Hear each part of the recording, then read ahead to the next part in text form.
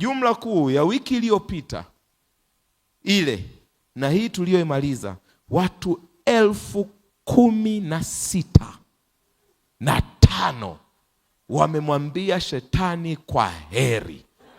Tumaini lenye baraka linawaka ndani yetu. Baba yangu na Mungu wangu, tunaposoma hizi takwimu kwa furaha, si kwa sababu tunataka kujisifu. Tunazisoma kwa furaha kwa sababu hakika umetenda maajabu nasi hata hatuwezi kueleza. Tunakurudishia wewe Mungu utukufu kwa kazi kubwa unayoifanya. Mungu, pokea sifa. Ninaomba kati yetu asiwepo yeyote wa kusifiwa isipokuwa wewe na wewe Mungu peke yako. Tunakushukuru kwa ajili ya wachungaji, wazee wa kanisa, wainjilisti. Tunakushukuru kwa ajili ya washiriki ambao tumeshikamana pamoja kuifanya kazi hii. Ninaomba uwamiminie baraka zako. Hawa waliokubali kuiacha dunia na mambo yake na kujikabidhi kwako, ninaomba Bwana usiwaache. Asiwepo yoyote wa kurudi nyuma. Bwana, watunze katika imani. Siku utakapokuja, tumaini lenye baraka litakapotimia, litakapofanywa halisi, wakusifu na kukutukuza kama Bwana na Mwokozi wetu. Sasa tunapokwenda kulisikia neno lako, tawala kutano hili. Tunakemea pepo wachafu wote katika jina la Yesu. Kisiwepo chochote cha kuzuia utulivu wa ibada hii.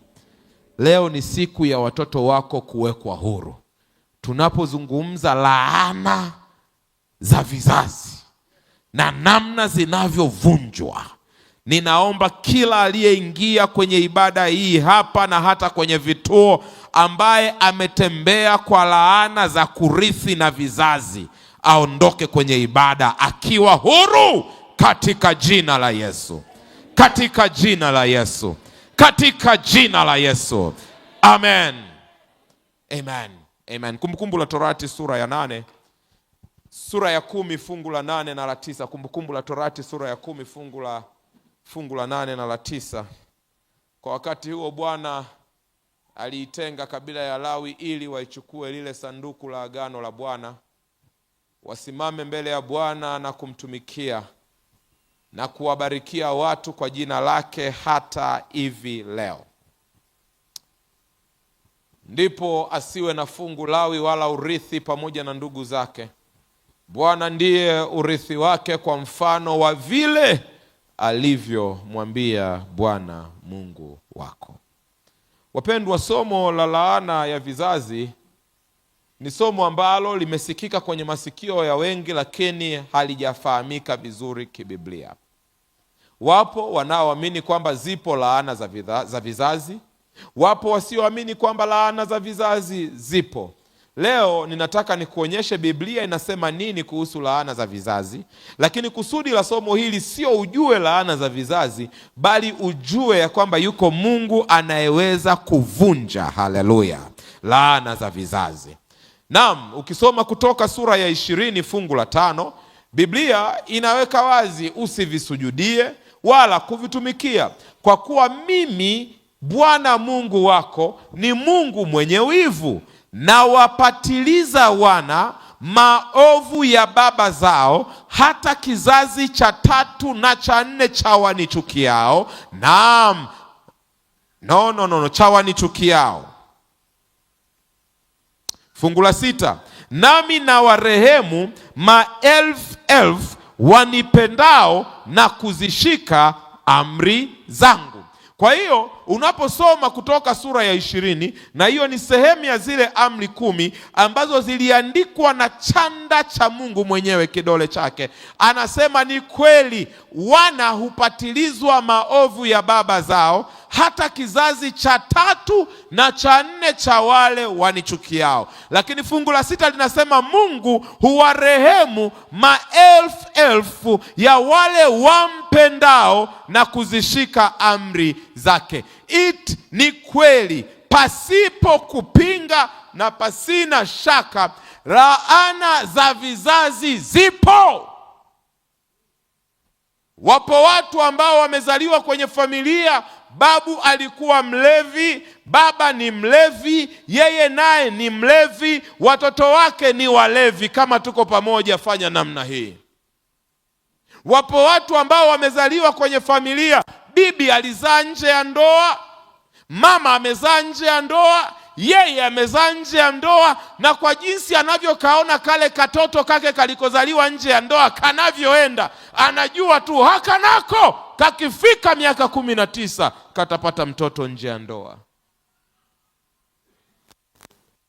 Lakini ukweli usiopingika ni kwamba ni kweli laana za vizazi zipo, lakini fungu pia limesema baraka za vizazi vipo. Maana kama wana wanavyopatilizwa maovu ya baba zao, ndivyo Bwana anavyowarehemu maelfu wampendao na kuzishika amri zake. Wewe mzazi uliyeko hapa leo, una nguvu ya kurithisha watoto wako baraka, na una nguvu ya kurithisha watoto wako laana, na uchaguzi ni wa kwako. Maisha unayoyaishi leo ndio yatadetermine kwamba uzao wa tumbo lako utaishi chini ya baraka au utaishi chini ya laana. Kuna watu tuko careless na haya maisha. Careless. Samanini, nimetumia tena neno la Kiingereza, mnisamee. Kuna watu tunaishi maisha ya kuto kujali. Uko hapa kwenye ndoa, samani Pastor Biene, naingia kwenye engo zako, na una mke wako, halafu wewe unamnyanyasa huyo mke wako, unacheza nje ya ndoa, kana kwamba haitoshi, haumpi mahitaji yake, kana kwamba haitoshi, unampiga mke wako, kana kwamba haitoshi, unamtukana, unamtweza, unamdharau. Ngoja nikwambie, unafungua milango ya laana kwa watoto wako.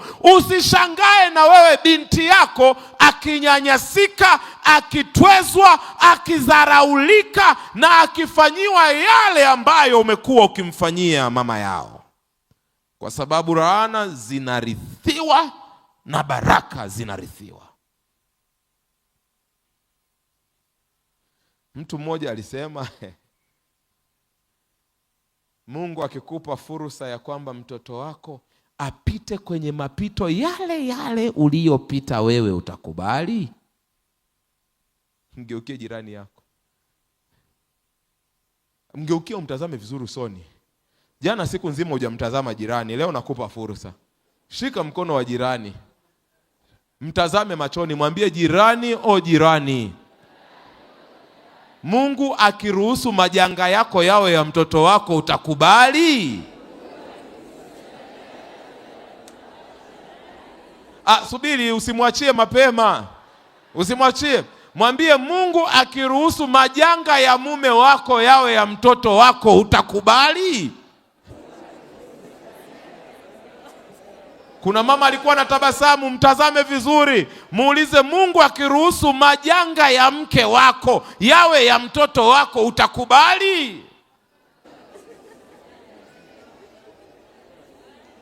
Laana hurithiwa na baraka hurithiwa. Sasa usijichanganye, hakuna anayebeba dhambi ya mwenzake, kwa sababu Biblia iko wazi. Ezekiel 18 fungu la 20, Biblia inasema roho itendayo dhambi ndiyo itakayo kufa, Mwana hata uchukua uovu wa baba yake, wala baba hata uchukua uovu wa mwanawe. Haki yake mwenye haki itakuwa juu yake, na uovu wake mwenye uovu utakuwa juu yake. Sisemi ya kwamba tunabeba dhambi za wazazi wetu au tunahukumiwa kwa dhambi za wazazi wetu. Ellen White, nabii wa Mungu Ellen White analiweka hili bayana kwenye ile chapisho la The Signs of the Times la Agosti 4 mwaka 1887. Anasema ni kweli ya kwamba maovu ya wazazi huwapata watoto hadi kizazi cha 3 na cha 4 cha wale wamchukiao Bwana. Sikia, hili hutendeka kupitia kile kinachoitwa sheria ya urithi, the law of heredity. Anaendelea, japo watoto hawabebi hukumu ya dhambi zilizotendwa na wazazi wao, ila tabia mbaya za wazazi hurithiwa na watoto wao kutoka kizazi kimoja mpaka kingine. Kwa hiyo hatusemi ya kwamba eti kwa sababu baba yangu alikuwa mlevi mimi nitaandikiwa dhambi za baba yangu kwenye vitabu vya mbinguni. Hapana, kila mtu anabeba mzigo wake, lakini ile tabia mbaya ya baba inanivuta mimi kwenda kwenye mwelekeo huo, ninajikuta nimeirithi hiyo tabia mbaya ya baba.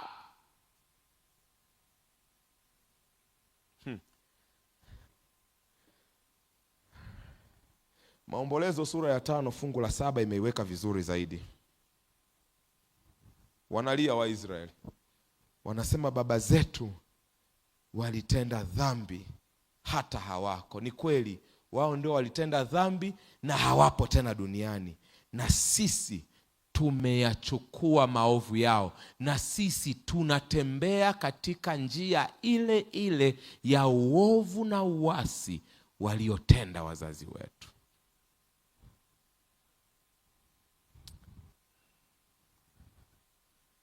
Unaposoma Mwanzo sura ya 12 unaona wito wa Ibrahim.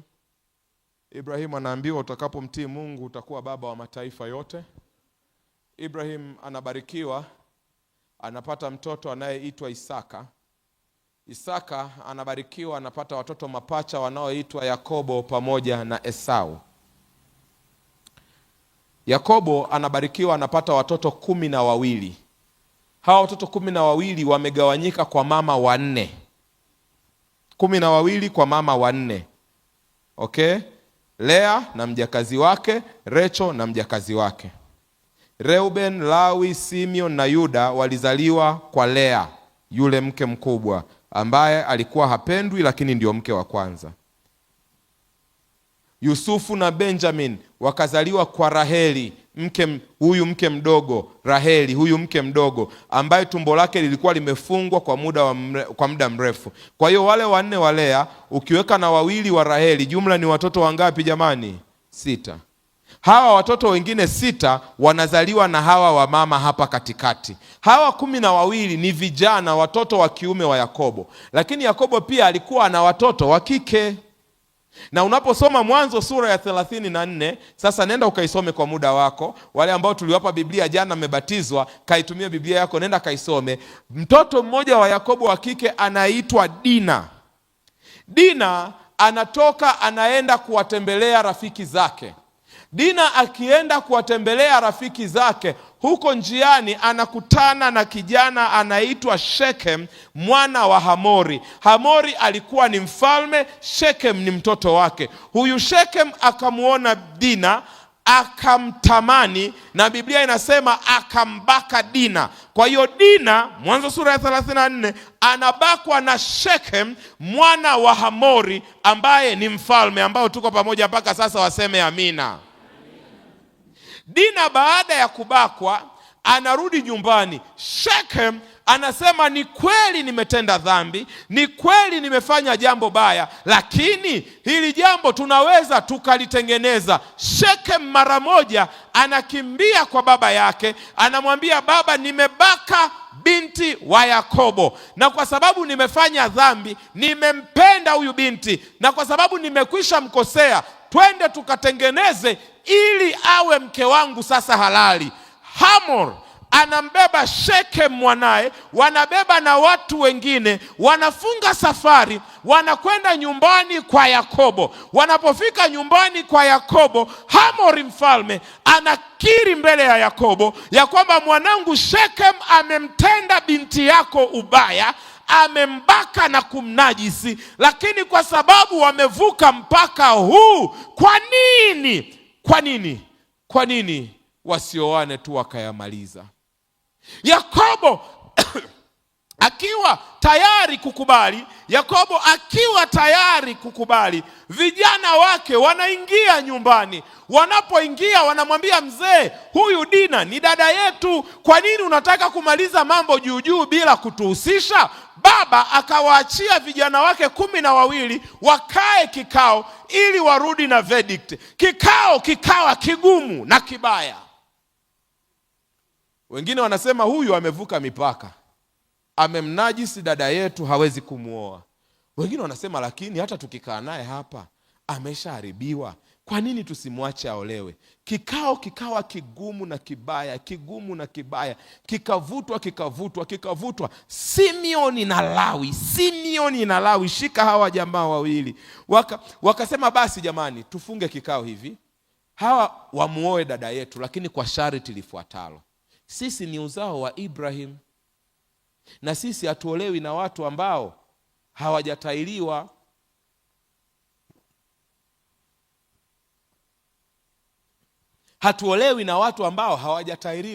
Kwa hiyo tukubaliane, kama wanamtaka wamchukue, lakini kwa sharti moja, watairiwe. Wakafunga kikao, wakarudi. Wakamwambia Hamori, wewe si ni mfalme wa watu wako? Ndio. Na kijana wako anataka kuoa hapa kwetu? Ndio. Hakuna shida mzee, sisi tuna jambo moja tu, sisi ni uzao wa Ibrahim, baba wa imani. Na hiyo dhima ya tohara, by the way, sio dhima ndogo. Inaanza Agano la Kale, inaingia mpaka Agano Jipya. Sio dhima ndogo. Unakumbuka Sauli alimwambia Daudi nini? Ukileta govi za Wafilisti 200 nitakupa binti yangu. Kuna dhima kubwa sana kwenye tohara, sina muda wa kuielezea. Naomba tu nikae kwenye somo la leo. Mtakapoandaa Njombe Net Event 20 na 30 tutakuja tumalizia hii habari. Kwa hiyo wakarudi. Sasa wale ndugu wanadhani kwamba Simeon na Lawi wamekubaliana kiroho safi, lakini ni hali yao ya ukiroho ndio imewafanya wakumbuke swala la tohara. Wanamwambia sasa Hamori, nenda katangaze kwenye nchi yako, wanaume wote watairiwe. Wote wakitairiwa wote, sisi tunakupeni binti yetu. Hamori akasema tohara? Shekem naye kumbuka pale ameshaonja mambo, kashanogewa. Anamwambia baba, tohara kitu gani? Mimi hapa tohara, wende tu atairiwe. Sawa, no problem. Kikao kinafungwa. Hamori anaita press conference, BBC, CNN, ITV, sijui nini, news zote ziko pale, Millard hayo na viunga vyake. Sijui kama Hope Channel waliitwa au hawakuitwa, na anawaambia jamani, sasa hii naiweka kwa lugha ambayo mtaielewa. Tuko pamoja wapendwa? Anambia jamani, sikiliza, binti yangu amependa binti anaitwa Dina na ni uzao wa Ibrahimu, sharti wanaume wote watairiwe. Amri inapotoka ndio wao wanasema, lakini haya mambo ya kutairi sio mambo yetu, sio culture yetu. Sasa ni nani atakayefanya hili zoezi la kutairi? Si ndio Simeon na Lawi wanajitokeza? Kama hamna wa kuwatairi, tuko hapa. Wakajitolea kutairi taifa zima. Simeon na Lawi wakaenda na hasira ya dada yao kubakwa, wanalipiza kisasi, wakaanza kutairi. Wanaume walikata bila huruma, bila ganzi. Wakakata kuanzia mfalme, mtoto wa mfalme, bila huruma mzee. Jamani, walikata wale watu, wakakata. Siku ya tatu neno linasema, soma Mwanzo sura ya 34, maumivu ya tohara yakiwa juu kabisa, vidonda ndio kwanza vibichi, Simeoni na Lawi wakachukua upanga, wakaenda kwenye nchi ya mfalme Hamori, wakaua wanaume wote, wakimlipizia kisasi dada yao. Wote wakawaua. Haikuwa jambo rahisi. Ngoja kabla sijaenda mbali, tunaishi kwenye dunia ambayo inatafuta kutahiri watu kila siku. Ngoja nikwambie mtoto wa Mungu, usitake jambo lolote sana kiasi kwamba ukakubali kutahiriwa kinyume na imani yako. Hujaelewa? Kuna mabinti hapa wana degree zao, wanataka ajira sana kiasi kwamba wako tayari kutoa rushwa ya ngono ili waajiriwe. Usikubali kutahiriwa, utageuka, watakuua. Yeyote unayempa nguvu ya kukutahiri atakuua.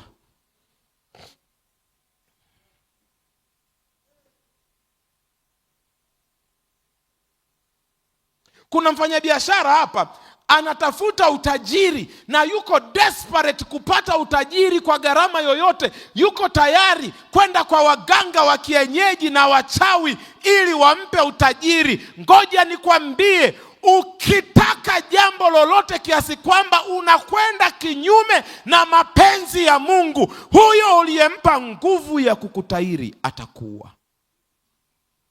Usikubali. Wapo mabinti hapa, na ninapoongelea kutahiriwa ninaongelea fikra. Kuna watu wanafikiria kukata viungo, naongelea fikra. Wapo mabinti hapa wametahiriwa. Ulideti ka kijana chuo kakakwambia mimi sipendi wembamba, nataka wanene. Huyo ndio wewe, ukaanza kula chipsi mayai, chipsi kuku. Umefutuka. Ulivyofutuka kimekuacha. Sasa umekutana na mwingine amekwambia mimi wanene sitaki, nataka vimodo. Uko hapa diet kila siku, unakimbia pasipo kukimbizwa. Yaani uko busy asubuhi na mapema. Wewe nini? Natafuta shepu. Kwa nini? Kwa sababu boyfriend wangu hapendi wanene. Unatahiriwa. Mwingine akakwambia, mimi sipendi vipilipili hivyo na mapangi ya kisabato. Huyo ndio wewe, saluni. Mbuzi wawili wako kichwani mwako, Pastor Biene amesema. Sasa huyo naye na nywele zako amekuacha. Umekutana na muinjilisi tena mwimba kwaya, anakwambia hayo manywele sitaki, nyoa. Uko saluni tena unanyoa wewe. Mwingine akakwambia mimi sipendi weusi, ukaenda na wewe ndio huyo, umejikoboa mpaka ukakoboka na umeachwa. Sasa walioko sasa hivi wanakwambia hawa wenye rangi za Pepsi na Fanta siwataki. Umebaki hapo, umetahiriwa, huna pa kwenda. Ninakwambia kwa jina la Bwana, ishi sawasawa na mapenzi ya Mungu, na chochote ambaye mwanadamu anataka kukupa kwa masharti, achana na huyo. Wewe kaa ndani ya mapenzi ya Mungu. Wakauawa wanaume wote kwa kuingia kwenye mambo wasiyoyajua. Yakobo jambo hilo likamuuma, kwa sababu yeye kama baba wa familia alikuwa amewapatia ahadi kwamba mtakapotahiriwa tutawapa binti yetu. Sasa ni mzee, anaonekana mzee wa hovyo, ni kana kwamba yeye ndio amewategeshea bomu ili awaangamize. Hilo jambo likamuumiza Yakobo. Yakobo alipotaka kuwahoji Simeoni na Lawi kwamba kwa nini mmefanya jambo hili, Mwanzo sura ya 34 inaishia kwa maswali. Walimpandia baba yao wale vijana, wakamwambia mzee usituchanganye. Kwa hiyo unakubaliana na dada yetu kubakwa? Hilo jambo unaliona ni poa? Na Mwanzo 34 inaisha, Yakobo ameshindwa kujibu, hana cha kusema. Lakini jambo lile la Yakobo aliliweka moyoni. Unapofika Mwanzo 49 fungu la 5, Yakobo akikaribia kufa, anawaita vijana wake wote ili awapatie baraka zao. Wote anawaita. Inapofika zamu ya Simeon na Lawi, Yakobo hawapi baraka, anawalaani. Mwanzo 49 fungu la 5 mpaka la 7. Simeon na Lawi, msikia Yakobo anachosema. Simeon na Lawi ni ndugu, panga zao ni silaha za jeuri nafsi yangu usiingie katika siri yao, fahari yangu usiungane na kusanyiko lao, maana katika ghadhabu yao walimuua mtu, na kwa ukaidi wao walikata mshipa wa ng'ombe. Ghadhabu yao na ilaaniwe, maana ilikuwa kali, na hasira yao maana ilikuwa haina huruma. Nitawagawa katika Yakobo. Anaposema nitawagawa katika Yakobo, anachosema ni kwamba sina cha kuwapa wao, watagawanywa wawatumikie ndugu zao, wawe watumwa. Maana urithi ni ardhi. Anaposema nitawagawa katika Yakobo, anachosema ni kwamba nitawagawa wao wawe wafanyakazi wa ndugu zao. Unakumbuka Esau alipomlilia baba yake, baba hauna hata mbaraka mwingine wa mwisho, akamwambia umebakia mmoja, na huo ni kwamba utamtumikia ndugu yao. Kwa hiyo anaposema nitawagawa katika Yakobo, anasema ya kwamba hawa hawana ardhi, hawana urithi, watatawanywa wawe watumishi nyumbani mwa ndugu zao. Nitawatawanya katika Israeli. Simeon hakujali sana kuhusu hiyo laana. Yeye ametimiza jambo lake, amelaaniwa, amebarikiwa, ili mradi moyo wake umefurahi, poa. Kwa hiyo Simeon havikumsumbua, aliendelea tu na maisha yake. Lakini Lawi, hii laana ilimsumbua sana, na laana hii alitembea nayo maisha yake yote, na alitembea akipambana kutafuta namna ya kuivunja hii laana, ili watoto wake wasirithishwe laana yake. Kabla ya kufa, Lawi anawaita watoto wake na anawaasa watoto wake, anawaambia msitulie wala msipate amani mpaka laana yenu imeondolewa. Na ili ujue hii laana ilikuwa real, mnamkumbuka Musa? Musa alikuwa ni kabila la nani? Alipokwazika kidogo, mliona alivyochange pale na kuua watu haraka sana. Laana ya vizazi ilikuwa inamtafuna.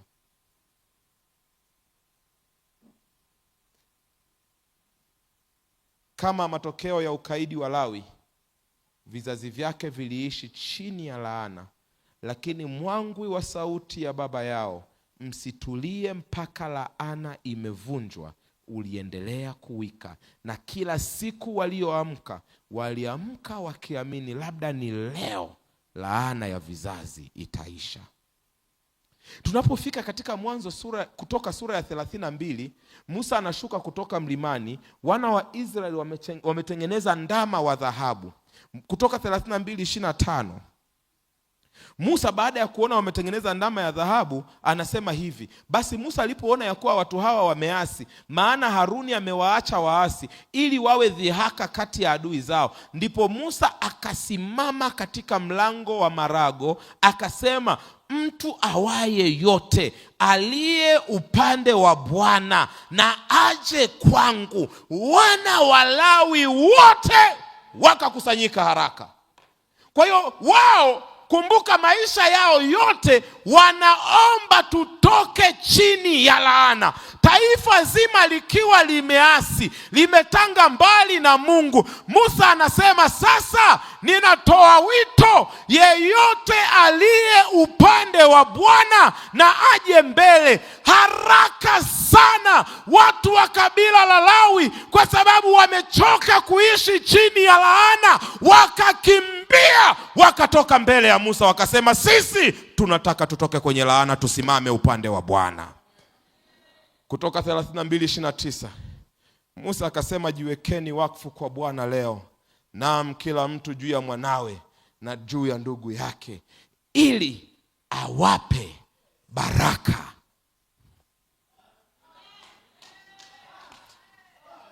Mumeishi chini ya laana kwa muda wa kutosha. Ni vizazi na vizazi vimetembea njia ya laana, lakini kwa sababu leo mmechagua kusimama upande wa Bwana, ninawaombea kwa Bwana leo, na kila mtu na mwanawe na mjiweke wakfu, maana leo Bwana anawatoa kwenye laana na munaingia kwenye baraka. Musa anapokaribia kufa, anaita makabila yote 12 ya Israeli na anaanza kuwagawia urithi wao. Anaita, Reuben, urithi wako utakuwa sehemu fulani ya nchi ya ahadi. Yuda, urithi wako utakuwa sehemu fulani wa nchi ya ahadi. Anawaita makabila yote. Ninawaona watu wa kabila la Lawi wakikumbuka mwangwi wa laana walioishi chini yake kwa muda mrefu. Labda wanapoitwa na kutamkiwa urithi wa nchi, wanakumbuka ya kwamba sisi tulilaaniwa, hatutapewa ardhi yoyote, tumeishi chini ya laana, tutawatumikia ndugu zetu.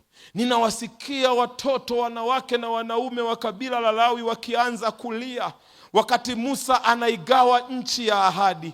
Wanasema, ni kweli hatuna baraka, ni kweli baba yetu alituletea laana na imedumu vizazi na vizazi, tumetembea nayo jangwani, ni kweli tumeendelea kuishi chini ya laana. Musa anapoita makabila mengine, Lawi wanalia, wanasema tunajua hatuna urithi. Wanapofika Hesabu sura ya 26 fungu la 62, na hao walihesabiwa kwa walikuwa 23,000 kila mwanaume, tangu huyo aliyepata umri wa mwezi mmoja na zaidi, kwa kuwa hawakuhesabiwa katika wana wa Israeli, kwa sababu hawakupewa urithi katika wana wa Israeli. Kwa hiyo majina yanapotajwa, kabila moja juu ya jingine, Lawi wanasema tunajua hatuna letu. Ni kweli tumeitwa kwenye kikao, ni kweli tunasikia wengine wakibarikiwa, lakini sisi ni vizazi na vizazi tunaishi chini ya laana. Sijui kama umewahi kufika kwenye ibada ambayo watu wanatoa shuhuda ya namna Mungu alivyowabariki, namna Mungu anavyowatendea, lakini wewe maisha yako yanazidi kuwa duni na magumu. Musa anapoita kabila jingine na lije, watu 23,000 wanalia, wanasema sisi baba yetu alituingiza kwenye laana. Lakini habari njema ni kwamba yupo Mungu anayevunja laana za vizazi. Kumbukumbu la Torati sura ya 10 fungu la 8 mpaka la 9. Inapofika zamu ya Lawi, zamu yao ya kutajiwa, ndipo Musa anasema, wakati huo Bwana aliitenga kabila ya Lawi ili walichukue lile sanduku la agano la Bwana, wasimame mbele ya Bwana na kumtumikia na kuwabarikia watu kwa jina lake. Hata hivi leo, fungu la 9, ndipo Lawi asiwe na fungu, ndipo asiwe na fungu Lawi. Hana ardhi Lawi, alilaaniwa, hana ardhi. Na anapoambiwa ndipo Lawi asiwe na fungu, ni kana kwamba wanamwambia Musa, sawa mzee, usiongeze chumvi kwenye kidonda, tunaelewa hatuna chochote, lakini fungu halijaisha. Ndipo Lawi asiwe na fungu wala urithi pamoja na nduguze. Kwa nini? Kwa sababu Bwana ndiye urithi wake. Hana ardhi lakini ana Bwana, hana mashamba lakini ana Bwana, hana mifugo lakini urithi wa Lawi ni Mungu mwenyewe. Yupo Mungu anayevunja laana za vizazi, na anamwambia kwa mfano wa vile alivyomwambia Bwana Mungu wako. Na unajua ndio siku hiyo Lawi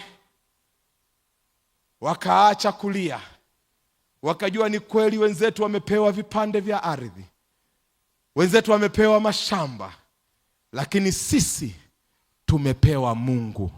Dunia na vyote vijazavyo ni mali ya nani? Ukimpata Bwana, na aliyepata shamba nani amepata vingi? Ngoja nikwambie namna Mungu. Yakobo, Biblia, Musa anasema ni kweli Yakobo aliwatenga wasiwe na sehemu katika Israel, lakini Mungu anasema nami pia na watenga ili wawe watumishi katika nyumba yangu. Yakobo laana yao ni kwa sababu wamemwaga damu. Mungu anasema basi nawaita leo wawe makuhani. Badala ya kumwaga damu za binadamu kwa kwenda vitani, watamwaga damu za wanyama wakipatanisha taifa. Yupo Mungu anayevunja laana. Yupo Mungu anayegeuza laana kuwa baraka. Anasema, Yakobo, umesema hawatakuwa na urithi katika Israeli, basi mimi leo najitolea wanimiliki, niwe Mungu wao, mimi ndio niwe mrithi wao. Kuna mtu hapa ameishi chini ya laana kwa muda mrefu.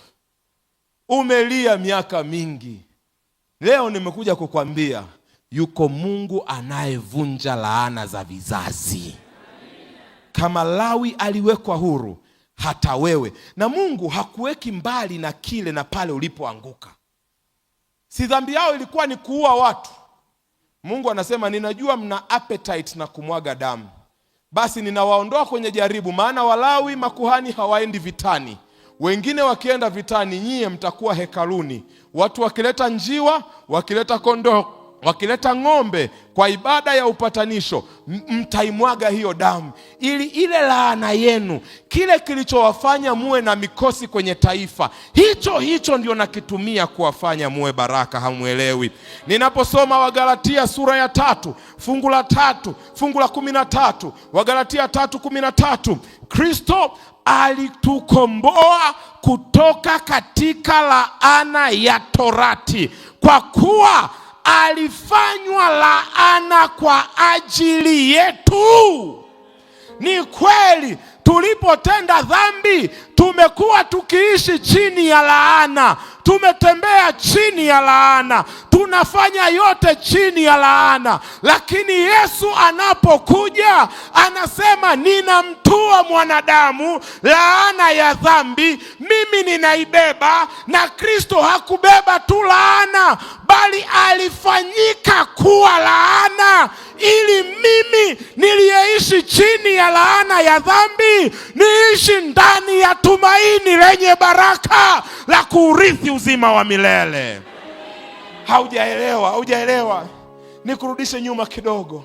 Baada ya mwanadamu kuanguka dhambini, laana yake ilikuwa ni nini? Baada ya mwanadamu kutenda dhambi, laana yake ilikuwa ni nini?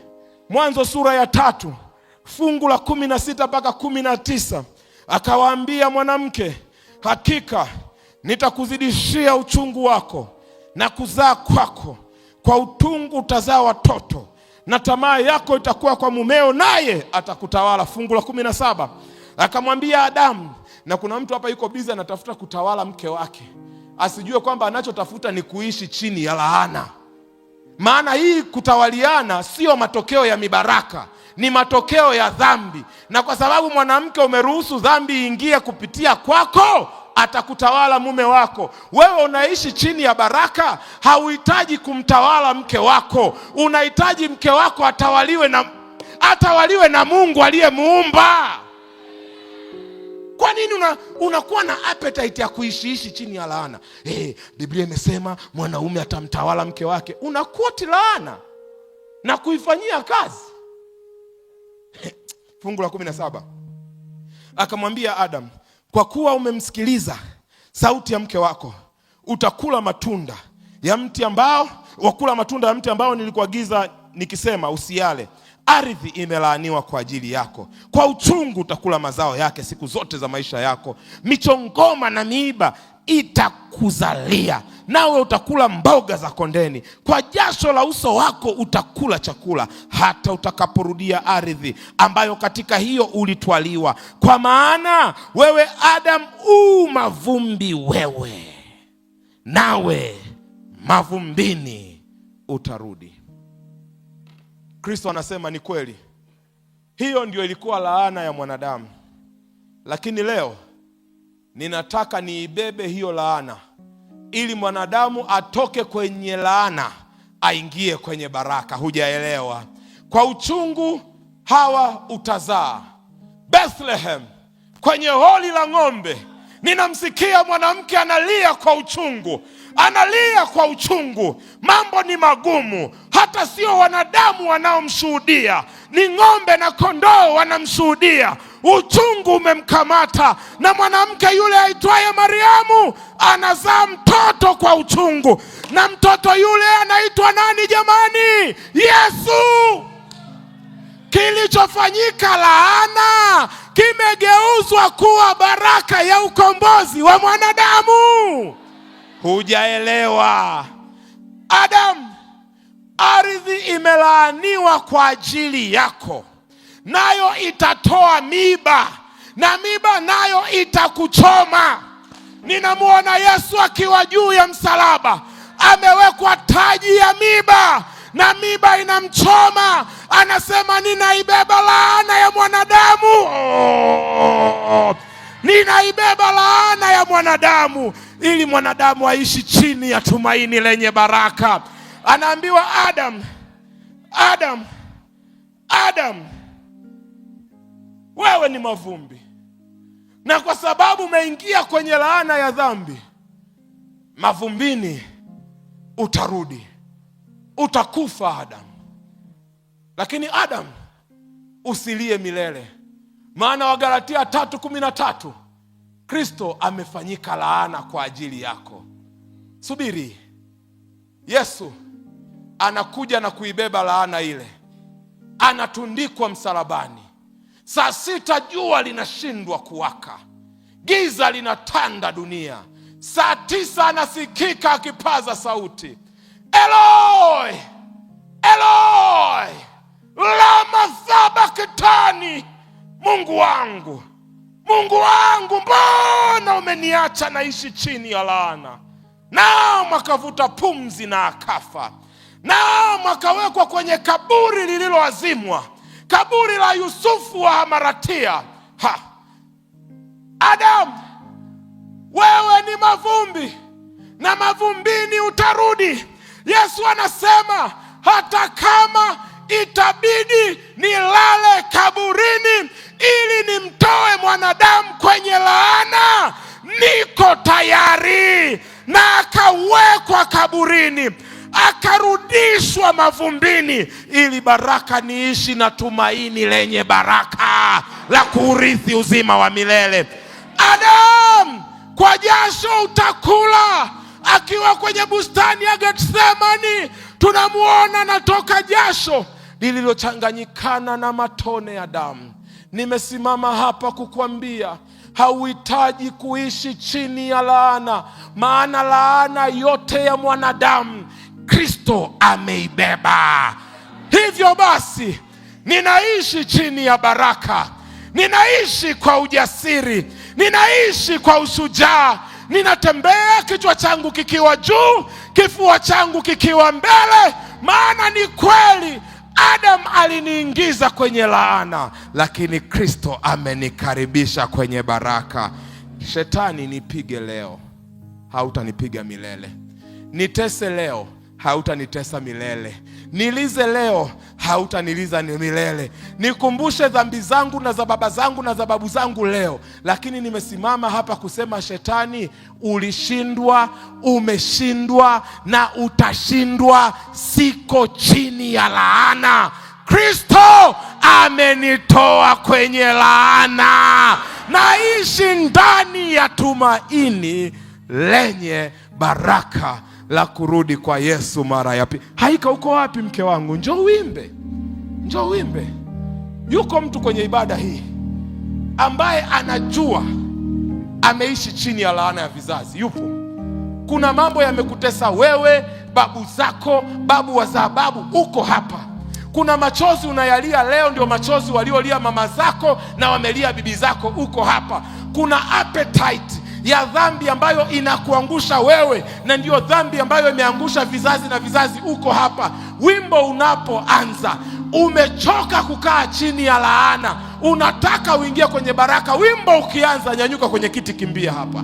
Leo tunavunja laana ya vizazi, tunavunja la wimbo unapoanza, wewe kimbia.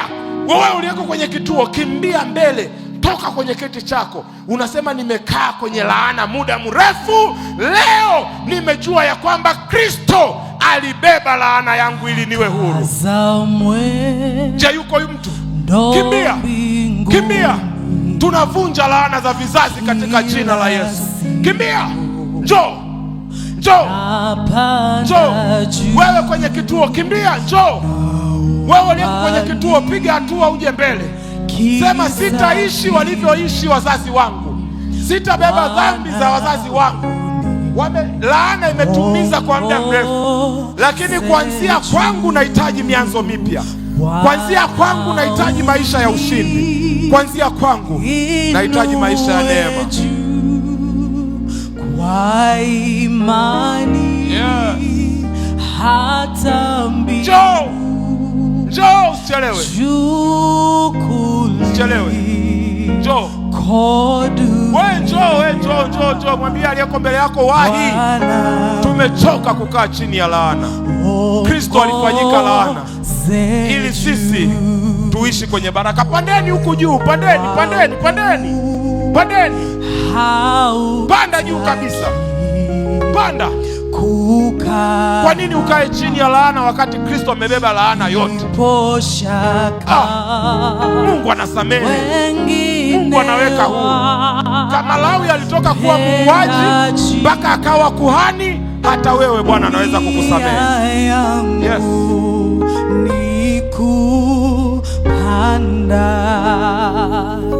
Bwana uniinue juu kwa imani hata mbinguni, juu kuliko dunia. Bwana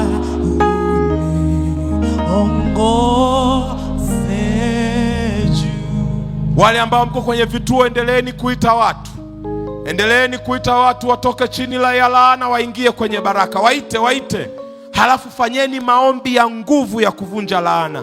Wewe mkuu wa kituo, mwinjilisti, mchungaji, wewe mzee wa kanisa, fanya maombi. Watu hawapaswi kuishi chini ya laana. Kristo alikwisha ibeba laana yetu.